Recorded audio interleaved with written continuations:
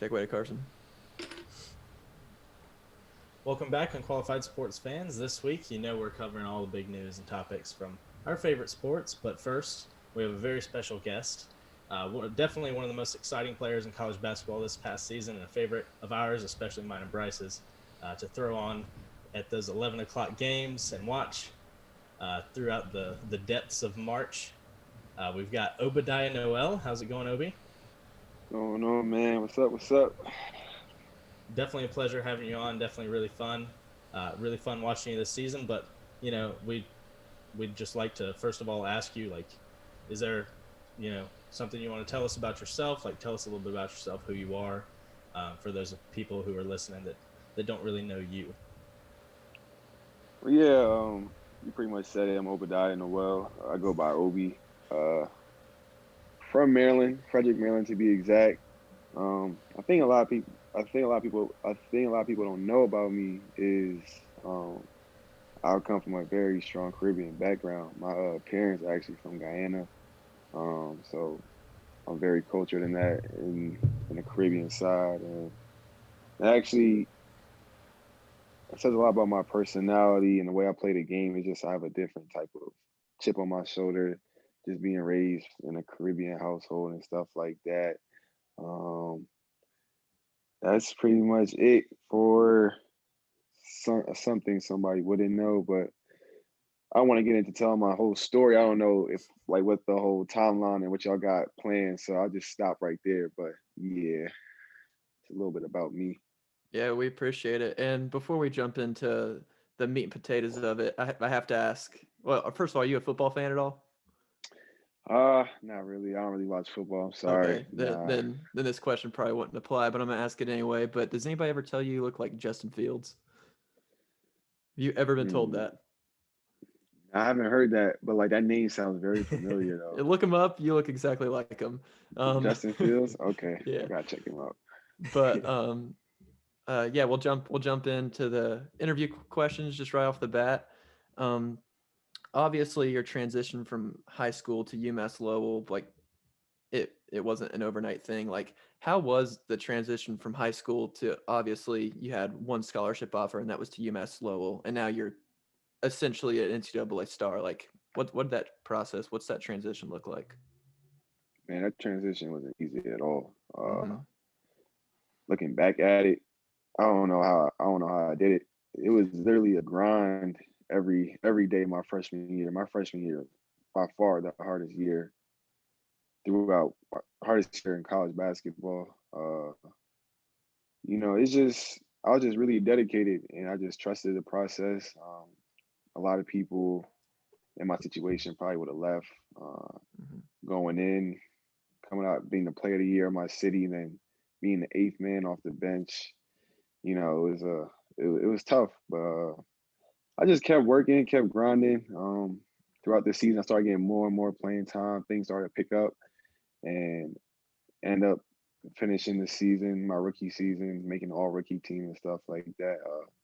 But by far, man, it wasn't easy at all. I think once I got through my freshman year, things started getting easier and easier, and then I just began to blow up. Yeah, and tell us a little bit more about, what it's like being essentially by far the best player in your conference. Is there like an extra chip on your shoulder going into games? Is there an expectation that um, has been set? Like, what's that look like going into games, being the star of your conference? Um, you most definitely have to have a chip on your shoulder because now at that point, it's like you have a target on your back. Mm-hmm. Like people are trying to cut you purposely and stuff like that. But nah, man, I approach every game the same. I just try to go out there and kill, play my game, not do anything extra.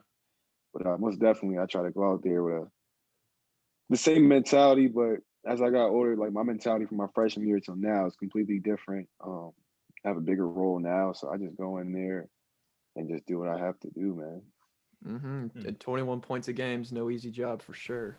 Oh, But sir. going into those games, like, there's no secret. The other team knows. Like, obviously, you're an explosive scorer. Like, do you make adjustments going into these games? The coaches work with you, or you just go and play where you're comfortable.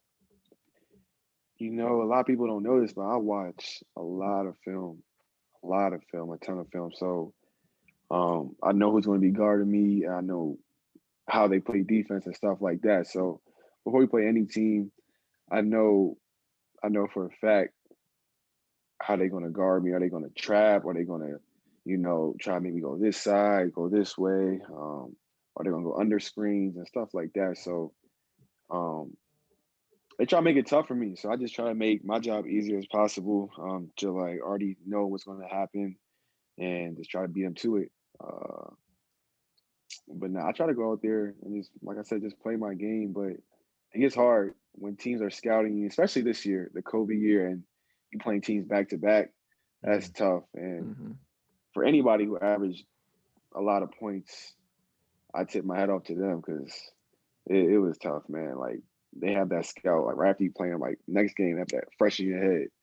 Like, oh, he's gonna do this, he's gonna do that. But nah, I just, I study film. I know what guys like to do. Some teams like to play more physical. Some teams like to, you know, let me go certain ways and stuff like that. But nah, I attack the game the same way. Well, you kind of perfectly segued into my question. So, a lot of like your top tier schools for basketball, like your Dukes, your UNCs, right? You know Mhm. exactly what those guys are doing on a day to day basis, right? They have interviews that show their day to day lives and all that kind of stuff. But being at a smaller school, you don't really get that kind of exposure, right? Like to the day in the life. So what does a day in the life of Obi Noel look like? Ooh, let me see. Let me see. See, it's different. COVID year versus a regular year. I True. give it a COVID year because I remember it more. My COVID year. So at UML we have practice like at 12, and before that I have class from like 9 to like 11:30 or something like that. I have some classes in between, and so I wake up, eat breakfast, go to class. Then I try to get to the gym early as possible. Um, get ready, get some shots up, get stretched out and stuff like that, and boom, we have practice. 12:30 to like 1, and then after that we have weight, not 12:30 to 1, 12:30 to like 2:30, and then we have weights after, at probably like an hour, 3:30, and then we have therapy, get some treatment and stuff like that. So it's a long day, and by then I move very very slow. I know that's a lot, but I move very very slow. So I'm gonna be out the gym to like 5:30. And after that, I just go home, man. I'm not really a big video game guy. I don't play video games. I like to hang out. I probably just hang out with my roommate. I hang out with my roommate a lot, and we just chill, man. If I have homework, I do some homework. If the gym was open, because the COVID ain't let us have 24-hour access, I go back to the Mhm. gym, depending on the day. But man, I really don't do nothing crazy. Like I said, I don't play video games, but I watch some shows and stuff like that. Uh, yeah, that's a day in my life. COVID year, oh, that's a day in my life. Yeah. Hmm. And you know, um, it's overreported, like all the COVID stuff. Like we know what everybody goes through with all that, but what was the testing like and all these protocols like for y'all? Um, it got annoying. It started to get annoying. I'm not gonna lie. But we got tested. So before the season started, we got tested once a week. Once we started playing games, it got bumped up to 3 times a week.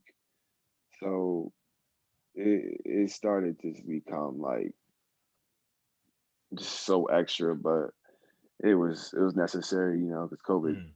is serious. So we had to do that.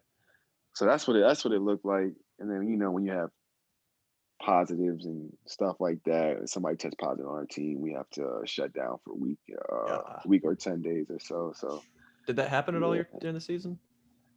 yeah, it happened like 3 times. Yeah, It happened heck like no. 3 times. Yeah, it And sucks. were y'all? I'm assuming y'all are on commercial flights, right? Y'all don't get private. Yeah, but we didn't do a lot of flying this year. We took one flight, and that was Ohio State, and we was on a private. That's the Hmm. only time. Yeah, Y'all didn't everywhere else. y'all But drove to NC State or NC State go to y'all? oh, that was in the bubble. That was in the Okay. bubble. That was in Connecticut. Oh yeah, yeah, Yeah, yeah. yeah, that was in Connecticut. Yeah. So, but like we drove to UMBC, and I'm from Maryland, so I'm okay with that drive. But like from my other guys, that was a long drive, 7 hours, man. 8 hours on the bus, but it's normally 7 hours. Geesh. Yeah, Well, hopefully you won't have to do that anymore, ever again. Hopefully that's all over. yeah. For sure. Well, we'll transition a little more from talking about you to talking about the future. We've got the big question coming up, and I know you're ready for it. But just last year, like going through this decision to come back to school, you went through the NBA draft process, and you know that's not really reported very well. Like, what does that look like for a player from a small school, a player of your caliber, and what did that look like for you? You had some other process last year. Yeah, Hmm. last year. Okay, yeah. So the process last year was different because of COVID. We weren't able. Nobody was able to work out if you were testing. So did a lot of Zoom interviews and stuff like that, which was cool, man. Just to be able to talk to teams and hear from them. You know, it was probably one of the best things I've ever did in my life. I'm coming from a small school and just that being your dream to play in the NBA, even though I'm not there yet, but it just felt like wow, like I have a shot. So just talking to teams and stuff like that was cool. But like the biggest thing for small school guys is just getting those opportunities to work out and show teams that you can play at that level and play especially when you play against guys coming from high major schools and stuff like that. So most definitely, it was a good process. It was different, but I enjoyed it for sure. Yeah, and coming back, after you went through the draft process last year, and then coming back to this season, obviously, like eyes are on you now. You're an NBA prospect essentially. Like, was there a ton of added pressure there, or were you still just you? Um, most definitely, I felt the pressure. At that point, after you talk to teams, like you have to play at a certain level. Hmm. It looked bad if you it looks bad if you do worse than you did. If you don't improve, it looks bad if you don't improve. That's the word I'm looking Yeah. for. If you don't improve, so um, but no, at the same time, I had to talk with my. I just talked to myself and was like, just keep doing what I've been doing. That's what got me here. Don't try to change anything. Just play your game and stuff like that. I had to take tougher shots this year, which caused some of my percentages to drop. But you were But still it's like cool fifty though. percent shooting though. Like, Yeah, I'm talking about like my 3 point percentage though. I shoot 40% my junior year. I think I down to like 33 this year, but just stuff like that. But no, man, I approached the game the same way, but I knew it was at stake going into the season for sure. yeah, I get that, and obviously you lived up to the pressure. I mean, no one can Yeah, argue that you didn't deliver. Yeah. So you mentioned getting to play against some of those guys from your more Power Five conferences or whatever during the draft process. Was there like what was it like? It's a competition, we're each trying to prove that we're the best, or was it more like we're all here and we want to learn from each other, and also we want to show these scouts or whoever that we're the best? Was it more competition, or was it more like we're all here for the same reason and we just want to get better?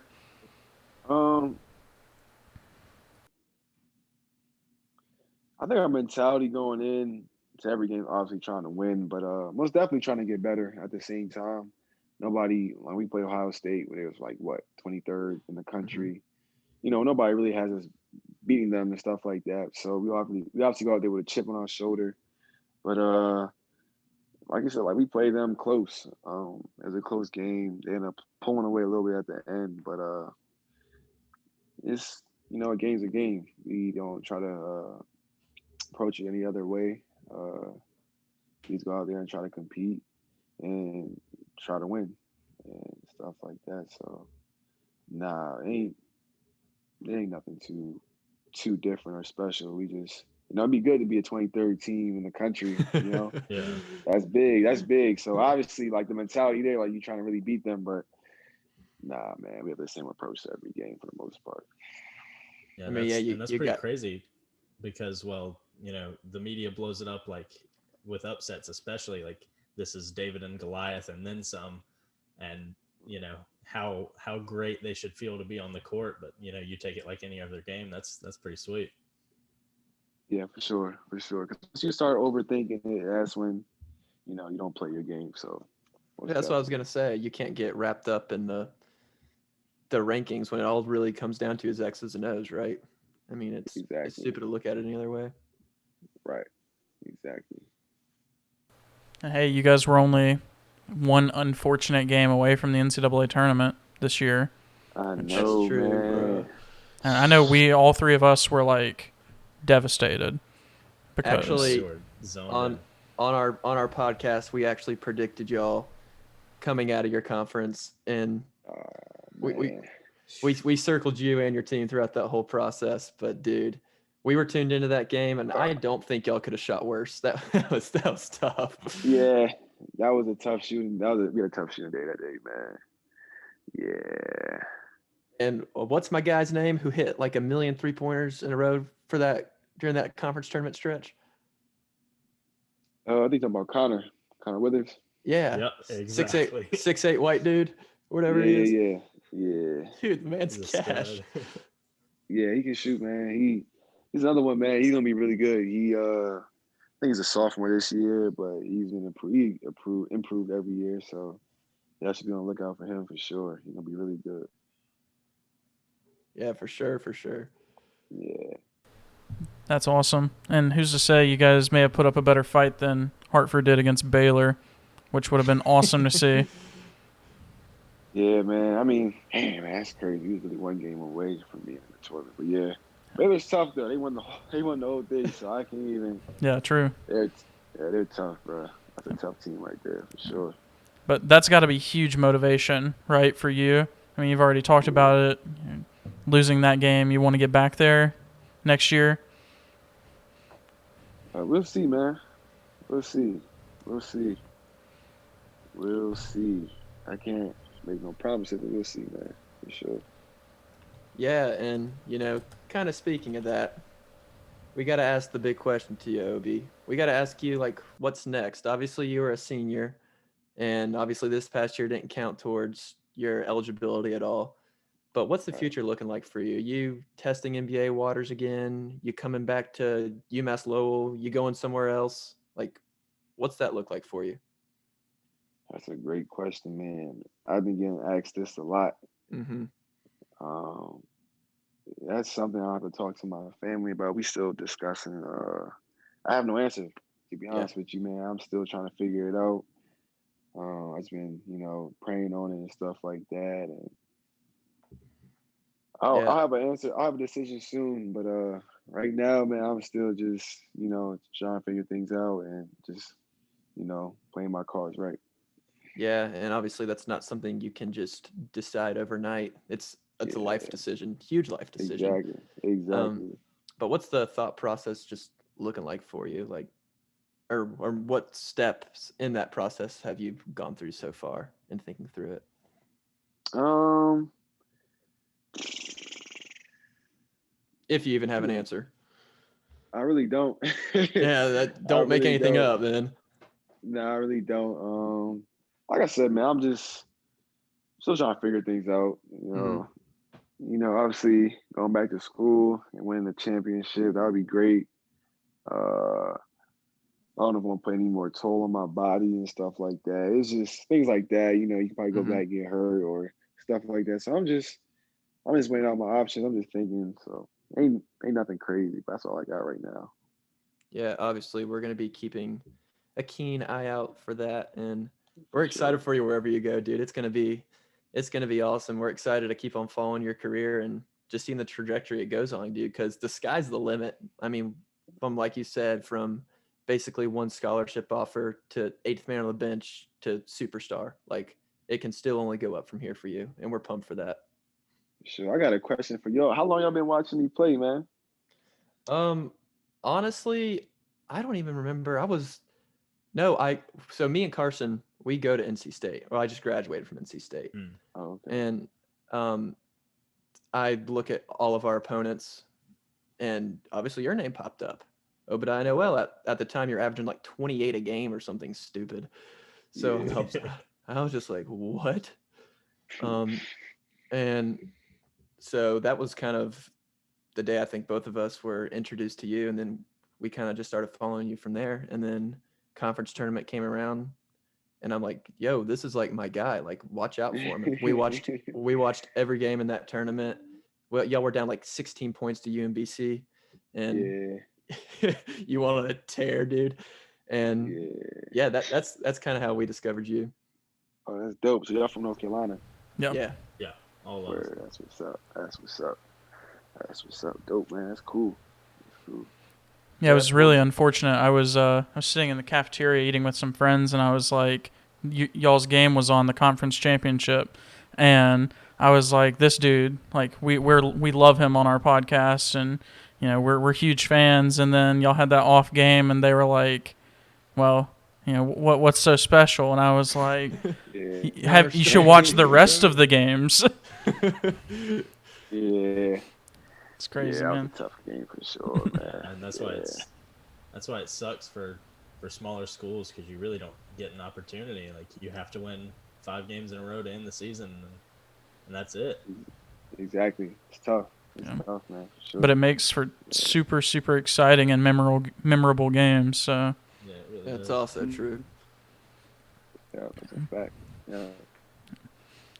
True. So I just randomly thought of this question, and I didn't even run it by Bryce or Carson because I know they'll love it. Because I know that you're gonna have a great reaction or response. I can feel it. So if you had to go 1-on-1 with anyone in NBA history, present, past, doesn't matter, who you going 1-on-1 with? Ooh. Kobe Bryant, for sure. That's my favorite player growing up. I studied Kobe my whole life. But probably right now, I say Damian. Besides Kobe, I say Damian Lillard. He's probably my favorite player right now. Dame Dollar for sure. Baby Dame Dollar. Yeah, he's tough. I like his game a lot. I actually try to. I don't shoot it like he do, but I was trying to, take some stuff from his bag. But hey, bro, we got to see you waving goodbye to people next year like he does. I swear. That's what I'm saying, man. That would be hard, man. That was supposed to happen this year, the championship game, but it didn't get to that point. It didn't get to that point, man. But yeah, for sure. I'll say them two, man. For sure. Well, dude, Obi, we really appreciate you coming on. No, we had some troubles scheduling this interview, but hey, we got it done. We're really happy you came. That's my fault, man. I've been bullshit, man. That's my fault, yo. You're all good, but dude, happy it worked out. Happy we got to have you on the show. And dude, like I said, we'll be following you closely in the near future and obviously beyond that as well. But we hope to have you on the show at some other point also. But dude. Most definitely, man. If you want to get me back on here, you have to make my decision, whatever, you got my Instagram. Just DM me, bro. Yeah, got you. It should be soon, though. Should be soon, man. Should be soon. Yep, man. We'll have you back on, but take it easy, dude. Have a good night, and we appreciate it again. Yep. All right, man. Y'all boys. See you, man. All right. Take it easy. Sir.